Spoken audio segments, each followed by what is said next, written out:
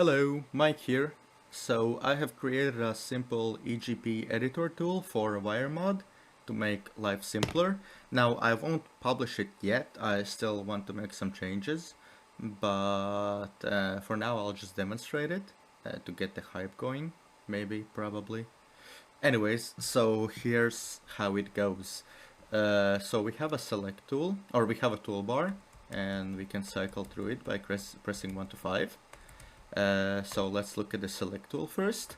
With the select tool we can zoom in and out by using our scroll wheel, and then if we click the scroll wheel down we can move the canvas.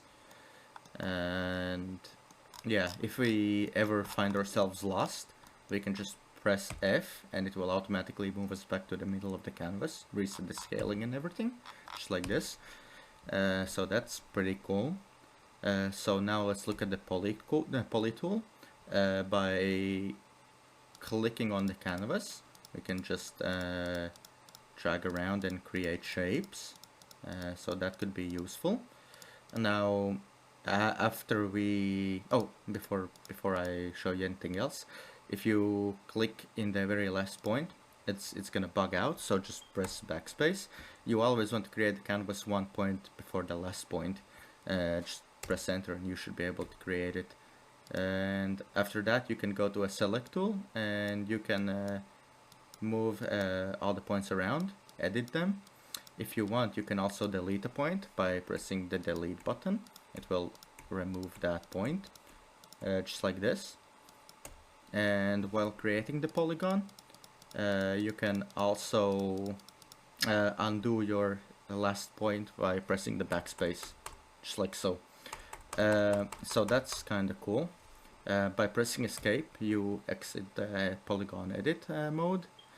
Another thing you can do, this isn't directly related to polygon tool, but we have a grid here.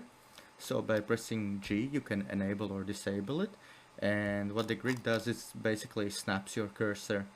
You can also change the grid size with plus and minus buttons, so the grid gets smaller or bigger based on how you make it. So that's pretty useful, I guess.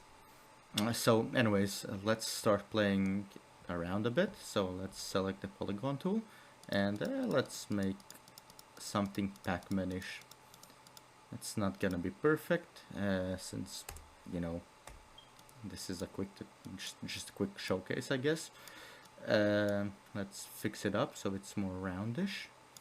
I should probably implement a circle or an ellipse tool or something. Yeah, I'll look at it. So anyways, another thing we can do with the select tool is we can select the entire Pac-Man and just move it around. That's cool. Colors, we can also add a custom color.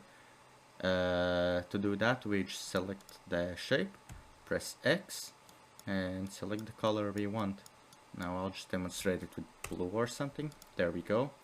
But obviously we don't want blue Pac-Man, so we can just select the color we want, select the shape and press P. P will paint it.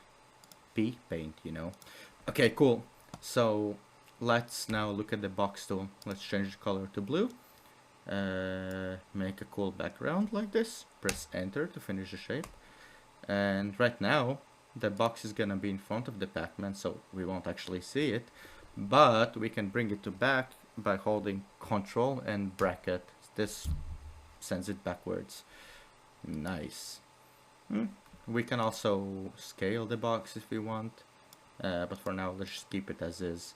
You can also use the undo buttons and redo buttons, but they are kind of buggy. I haven't fully implemented them.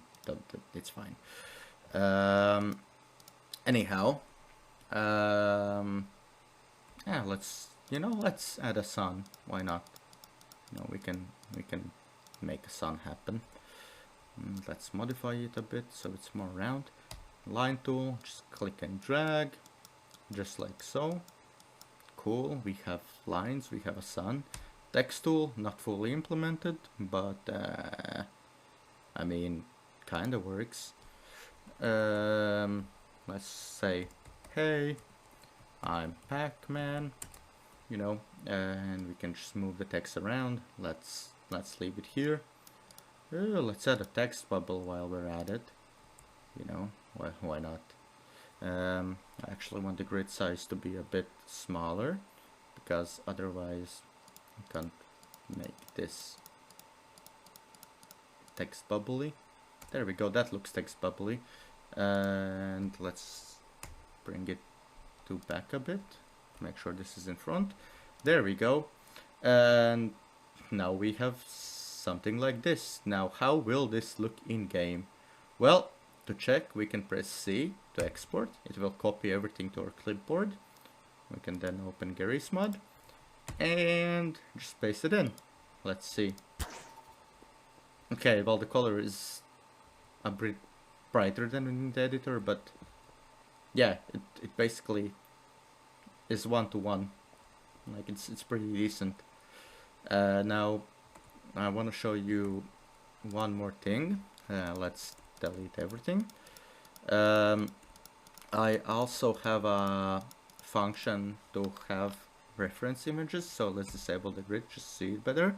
So by pressing R stands for reference, we can enable a reference image, and by pressing the bracket buttons we can change the opacity, so it makes editing easier. Now we can have a grid overlay on top of that, and just basically have it to where we can select the poly tool and just actually let's disable the grid for this and just draw over it like this.